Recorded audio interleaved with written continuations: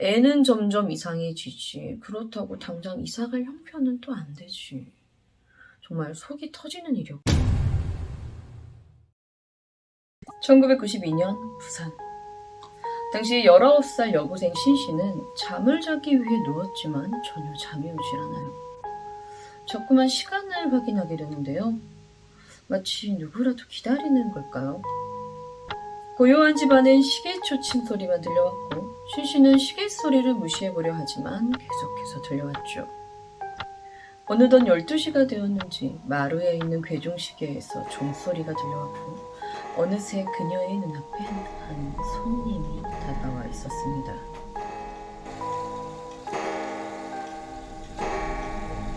밤 12시, 우리가 자정이라 부르는 이 시간은 하루의 경계선에 있는 시간으로 예로부터 음기가 매우 강해지며 귀문이 열리는 시간이라 여겼다고 해요.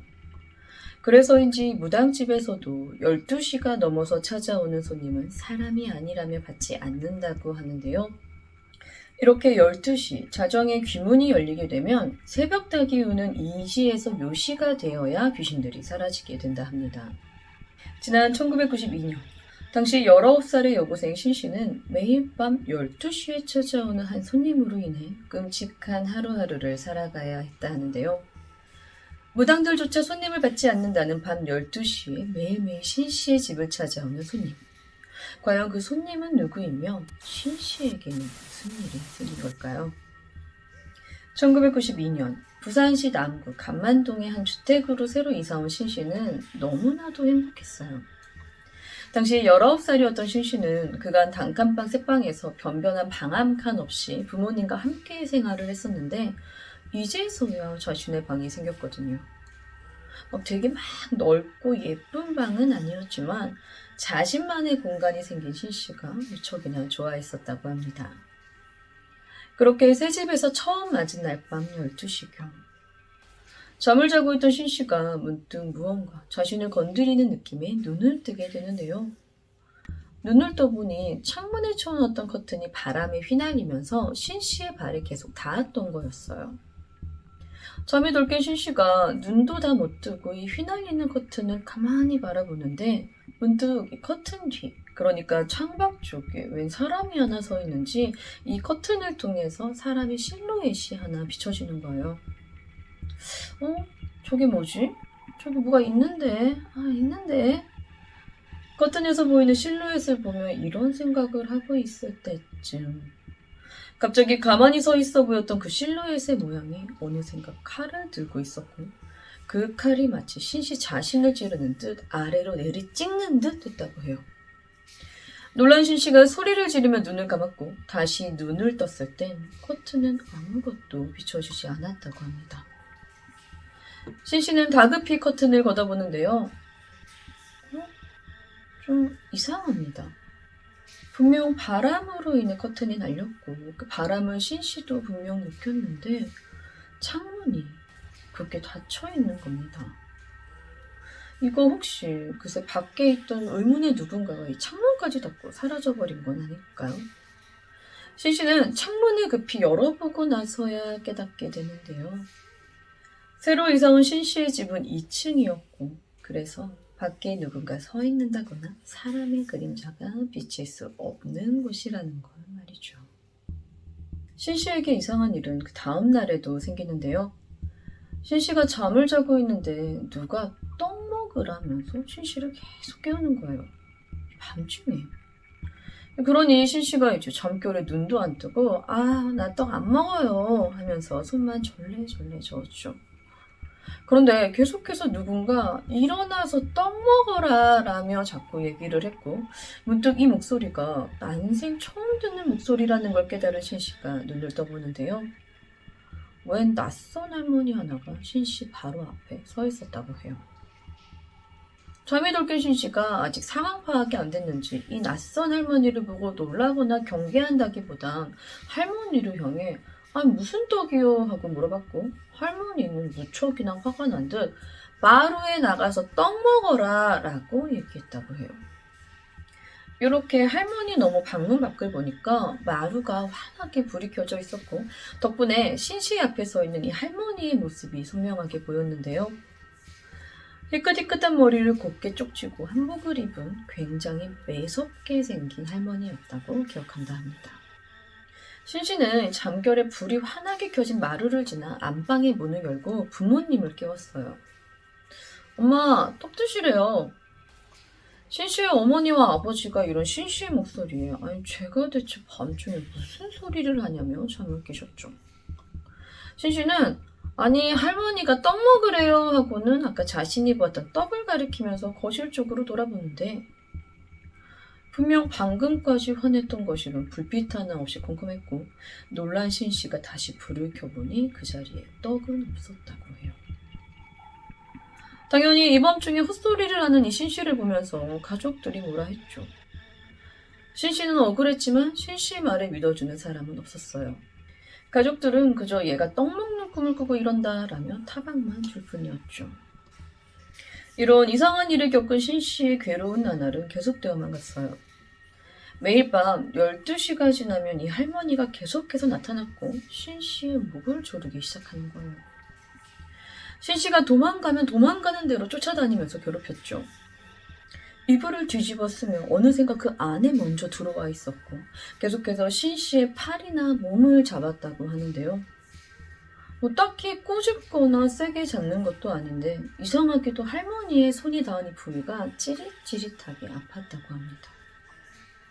이렇게 매일 밤마다 할머니에게 시달리는 신씨는 새벽 4시가 되어서야 할머니가 사라졌고 그제서야 잠이 들 수 있었죠. 매일매일 할머니가 나타나니까 어느 순간 신씨는 이 할머니가 밤 12시쯤 되면 나타난다는 걸 깨달았다고 해요. 신씨는 할머니가 오는 것을 막기 위해 십자가 목걸이부터 부적까지 별의별 귀신 쫓는 용품들을 다 갖다 놔 보기도 했지만 아무 소용없었죠. 매일 밤 12시경부터 4시경까지 할머니에게 괴롭힘을 당했고 그렇게 7개월이라는 시간이 흘러갔어요. 그날 역시도 할머니가 눈앞에 서 있는데 자세히 보니까 할머니가 이번엔 혼자가 아닌 거예요. 덩치가 큰 남자 2명을 데리고 온 할머니는 이제 신씨를 끌고 어딘가를 가려 합니다. 신씨는 끌려가지 않기 위해 몸부림쳤고 여느 때와 다름없이 새벽 4시경이 되자 거짓말처럼 눈앞에서 사라져버렸죠. 신씨도 미칠 노릇이었어요. 새벽 4시가 지나서야 잠을 잘 수 있던 탓에 매일매일이 너무나 피곤한데 이 의문의 할머니는 자신에게만 나타나 괴롭혔고 그러다 보니 가족들 중 그 누구도 신씨의 말을 믿어주지 않았는데요. 이사 온 첫날부터 7개월이 넘도록 단 하루도 빼먹지 않고 매일 밤마다 찾아오는 이 의문의 할머니. 대체 이 할머니는 누구이기에 신씨에게만 나타나 이렇게나 괴롭히는 것일까요? 사실 이 집의 이상한 이야기는 진작부터 알고 있었어요. 이사 오고 한 달 안 됐을 때였나? 딸 때문에 속상했던 어머니가 동네 아주머니들에게 얘기를 하다가 이 집에 관한 얘기를 듣게 됐었거든요. 신씨의 이상한 행동은 사실 신씨 가족들에게도 무척이나 골칫거리였죠. 매일 아침마다 뭔 할머니 타령을 그렇게 해대며 잠을 못 잤다며 거기에 도저히 여기 못 살겠으니까 다른 곳으로 이사를 가자 그렇게 졸라대는데 정말 어려웠던 형편에 이제 조금 여유가 생겨서 각자 쓸방이 있는 이 집도 겨우겨우 마련해온 부모님 입장에선 딸의 눈에만 보인다는 할머니에게 괴롭힘을 당한다는 말은 믿을 수도 없고 애는 점점 이상해지지 그렇다고 당장 이사갈 형편은 또 안 되지. 정말 속이 터지는 일이었거든요. 이렇게 하루하루 반복하며 지내며 속상해한 어머니가 한 번은 동네 아줌마들에게 속마음을 털어놨는데 여기서 뜻밖의 이야기를 듣게 된 거예요. 아니 우리 딸이 자꾸 할머니를 본다고 하니까 라 얘기하는데 동네 아줌마들이 하나같이 할머니? 아유 그때가 할머니인가 보네 라며 수근거리는 거예요. 그러더니 그 할머니 혹시 머리가 희끗희끗하니 쪽지지 않았냐 라 물어보는 거죠. 분명 딸이 보았다던 그 할머니가 맞는 것 같았어요. 도대체 그 할머니가 누구냐 라 물어보니 신씨 가족이 이사 오기 전 이 집에 살던 할머니라 하는 겁니다.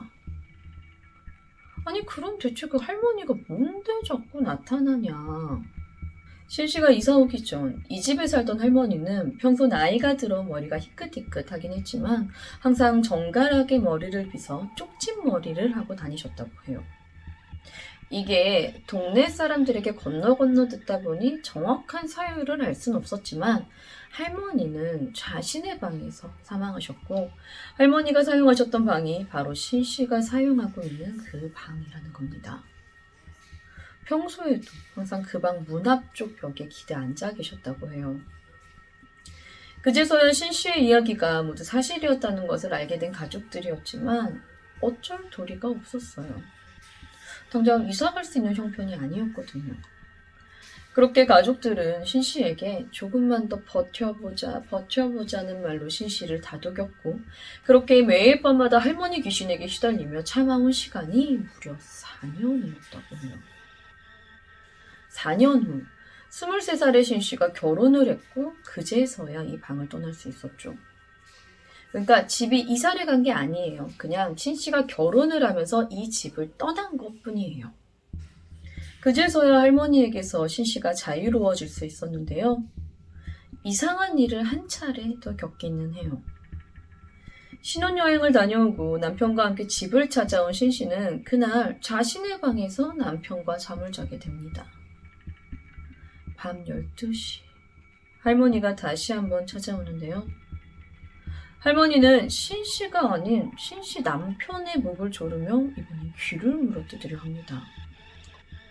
남편은 몸부림쳤고 남편의 몸부림에 잠에서 깬 신씨가 할머니가 말씀을 직감하고는 남편을 깨우고 서둘러 방 안에 불을 켰어요.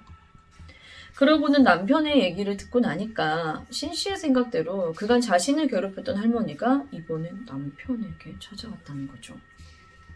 날이 밝고 신씨는 부모님에게 지난번 남편에게 생긴 일을 얘기해 준 후 서둘러 집을 나왔고 이후 단 한 번도 그 할머니를 보지 못했다고 합니다. 하지만 그 이후 1997년 5월의 어느 날 밤 12시경 문득 잠에서 깬 신씨의 어머니가 물을 마시기 위해 안방문을 열었는데 방문 앞에 서서 자신을 노려보고 있는 할머니를 보게 되었고 여기에 놀란 남은 가족들이 모두 이사를 가게 되며 신씨의 가족들 모두 평화를 되찾게 되었다고 합니다.